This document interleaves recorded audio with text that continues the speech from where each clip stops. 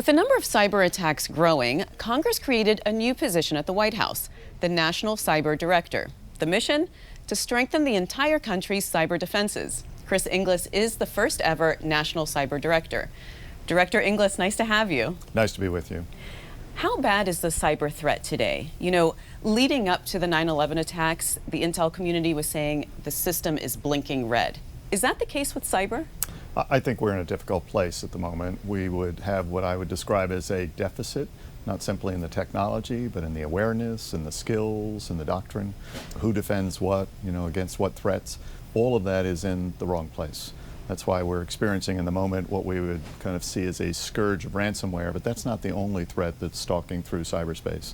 That being said, we're also in a good position that we've got the technology, we've got, I think, reasonable doctrine. Our skills are up to the challenge if we apply them in the right way. With regard to critical infrastructure now, this is the electrical grid, the water supply, hospitals. How well are they protected, and whose job is it to keep them safe? Two good questions. I think it's uneven. Some sectors, if you look at the financial sector, they're actually doing a really good job. Increasingly, the energy sector, they're also doing a good job. The others are somewhat uneven, partially because there was an assumption that they were safe because they used to be physically separated from the internet. That's no longer the case.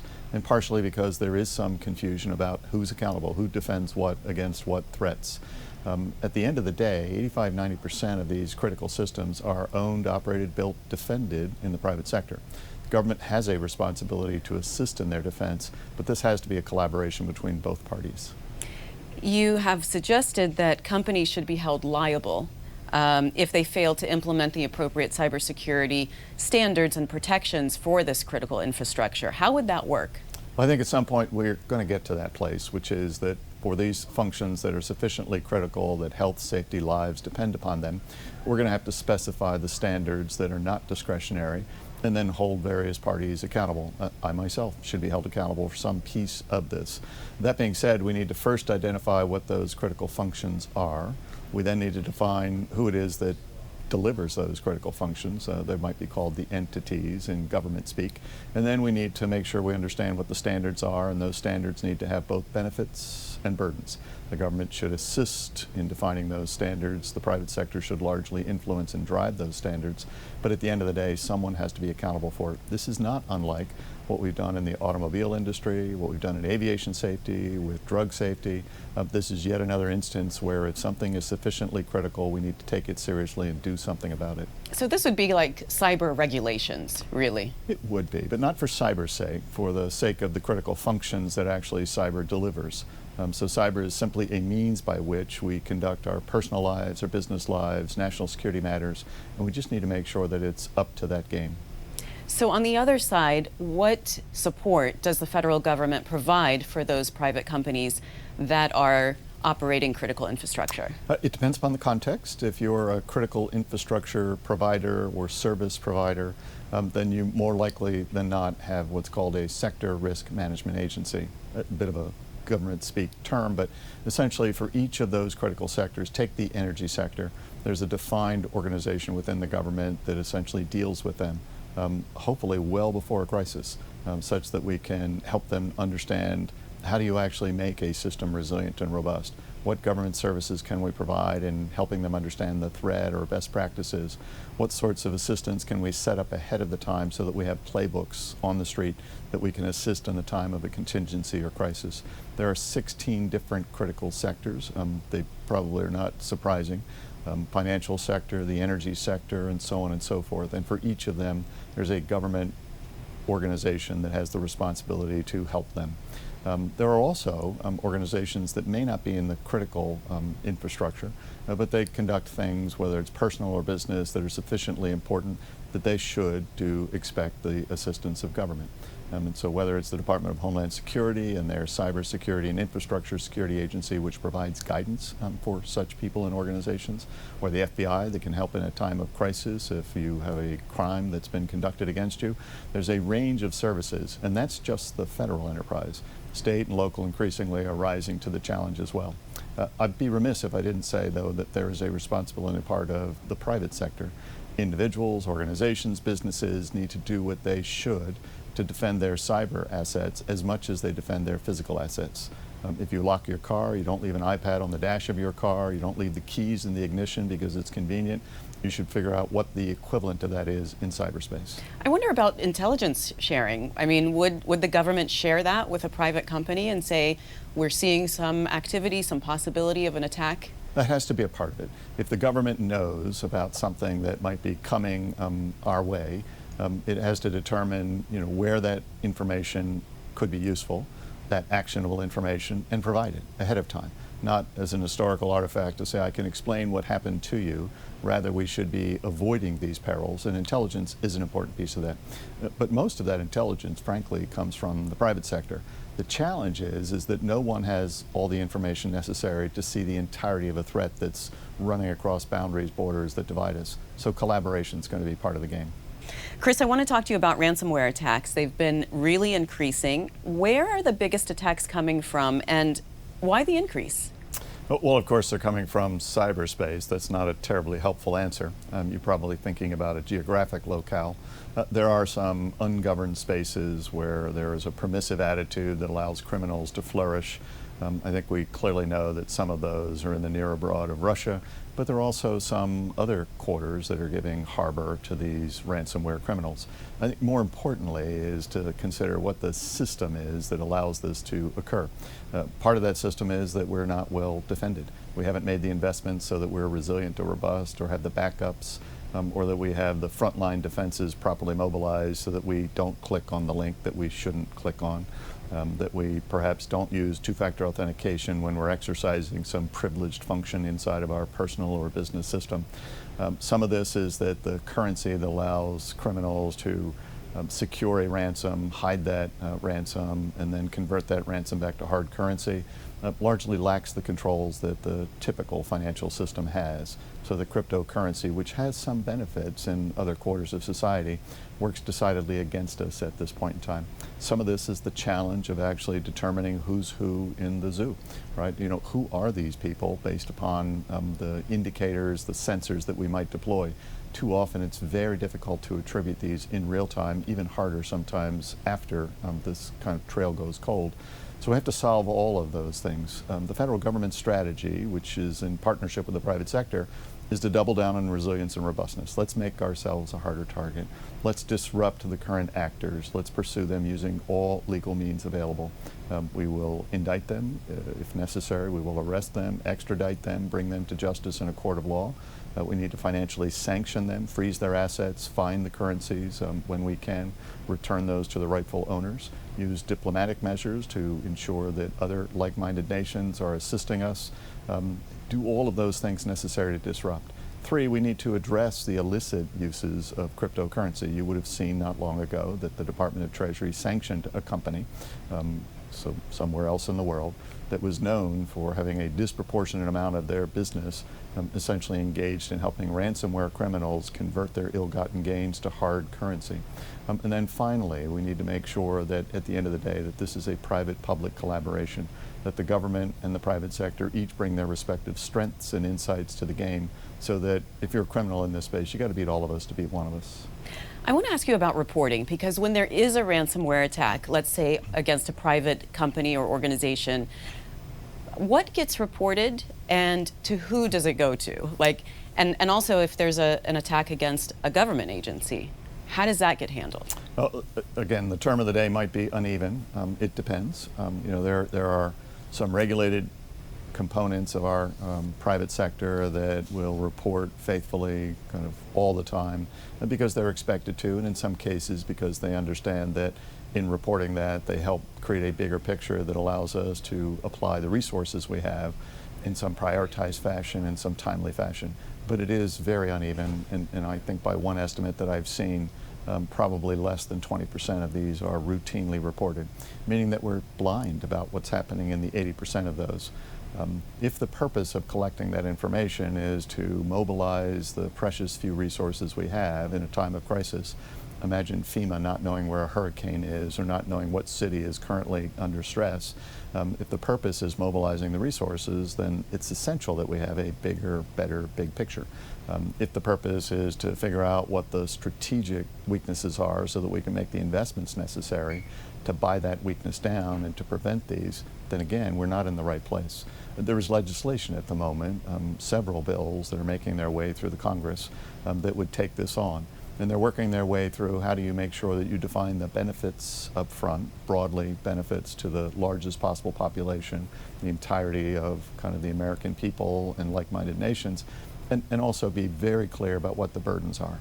Who has to report what kind of information, under what circumstances, so that it's the lightest burden possible with the highest benefit possible. And you support that. You support more of a required reporting. I do support that. I just think in the absence of information, we're going to be swinging in the dark, and that's not helpful at this moment in time. So a lot of these are coming out of foreign governments. I mean, they could, these hackers can be on the payroll of a foreign government.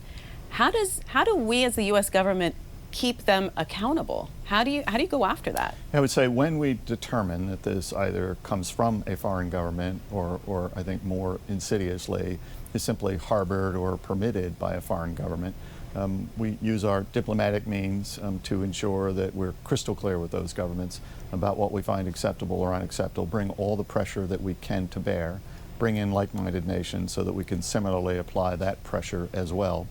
But at the end of the day, we have to make sure that we apply, in some cases, the unilateral measures that we might, where you indict, hopefully cause some country to find these people, arrest these people, extradite these people. They will travel, or perhaps their decision calculus is altered by the fact that they possibly can never travel again. Anyway, bring all the pressure to bear that we can to ensure that we don't simply tolerate, sit back, and allow this permissive danger to rise. I want to ask you about your role. You're the first ever cyber director at the White House. How do you see that role, and what do you want to accomplish? Well, Mimi, as you indicate, it's a crowded space. There are already quite a few cyber roles in the federal infrastructure, and also within the private sector as well. So it's not that this is new or that this is filling a vacuum.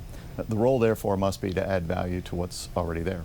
The premise of the National Cyber Director is to not then assume control in a hierarchical fashion of all those assets, but rather to bring context and leverage and coherence to them so that as they do their concurrent responsibilities, they complement one another, that there's no competition, there's no underlap within the federal government, and if you're outside looking at the federal government, you don't need a PhD in government to figure out how to deal with us, that we provide proactive, coherent, focused services and support in a way that makes sense. So that's the job. What actual authority do you have? Broadly, the statute is quite clear that I have authority to assess performance. I have authority and accountability, I think more importantly, to drive federal coherence in various ways, how we build it, how we defend it, how we provide services to the critical infrastructure in the private sector. I have authority to ensure that we're driving public-private collaboration in the right direction. That's different than a division of effort. It's a fundamentally new concept. Information itself does not collaborate, people do, and so how do you actually create those relationships? And then attendant to that, there are a number of things that we should do to simply create the playbooks, to exercise those playbooks, to create the muscle memory. All of that is within the remit of the National Cyber Director. And do you advise the President directly? I do. I'm not the only one who advises the President on matters of national security that have an implication in cyberspace, but I do. It's an important part of the role. How large is the office? The office ultimately will grow to probably something in the order of 75, 80 people when you consider the lines of effort that we have. At the moment, we've just crossed double digits. We are an authorized but not yet appropriated entity. We're waiting for our initial funding to come in fiscal year 22. I'm confident that it will. We have, I think, our ideas are well-formed, well-shaped, and we've developed the relationships of the organizations that we will work with and through. Most recently, we just designated the Federal Chief Information Security Officer as the Deputy National Cyber Director for Federal Cybersecurity. That's reflective of the kind of relationships that we will build out. How do you convince federal agencies then to prioritize cybersecurity in their budgets, which is really where it counts? That's a good question. First and foremost, you need to define cyber not for its own sake, but as an enabler of something else. You know, what are the missions that these organizations undertake? what are the purposes for which they build digital infrastructure, the internet, and use it. They need to understand that so that this is not perceived as a cost center or somebody else's problem or simply a commodity that you can just get right by buying it and kind of stuffing it into a corner. Ultimately, that accountability comes to agency heads, department heads. That's the first part of it. Once they understand that, and they understand that this enables, this drives their business to be more successful, I think you can then kind of follow through with the rest of what they have to do to get that done. There's a fellow named Jeff Moss who kind of is behind kind of those conventions like Black Hat and DEF CON. He had the most wonderful quote for me a couple of weeks ago. He said, "Do you know why race cars have bigger brakes?" I said, "I'm not entirely certain." He goes, "So they can go faster." I think we need to think of cyber the same way. Cyber actually, its purpose is to help our missions go faster or bigger or bolder, and we need to think that way up front. Do you think agencies are moving quickly enough? I think they're moving quickly. I don't think it's quickly enough. I just think that we have a deficit, not just in the technology, but a deficit in how we've thought about this, in the skills of our people, in the doctrine about how we actually collaborate to defend this space, that will take some time to fix. Years in the making. We're not going to fix this in a fortnight, but we're moving with speed in the right direction. You use the term federal coherence as a goal. Explain that a little bit more. What does that really mean? Just take the civilian side of the federal government. There are 102 agencies and departments. If every one of them built their own digital infrastructure, their own kind of component of the internet, and defended it according to their own standards, and operated independent of one another, you'd have 102 organizations that had to get it exactly right without any leverage or dependence on the party to the left of them, the party to the right of them. That would be grossly incoherent. We need to have unity of effort, unity of purpose, unity of messaging, but we need to make it such that, again, you got to beat all of us to beat one of us. And today, we really don't have that infrastructure built such that it is a single enterprise. There will be distinguished purposes that perhaps kind of take into one corner or another something for an agency or department that nobody else has, but the foundations need to be in common. As I mentioned in the introduction, $2 billion is set aside for cybersecurity in the infrastructure bill. $21 million goes to your office. How is that money going to be spent? Quite a lot of that is salaries. To some degree, we then have to pay our bills in terms of the facilities that we would occupy, some small amount of travel.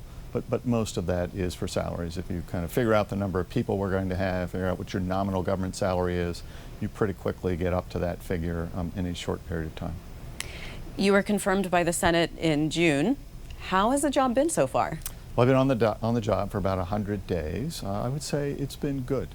Despite the fact that we've not had an appropriation yet, it's given us an opportunity to work through what are the big ideas that would add value to the parts that are already in this space.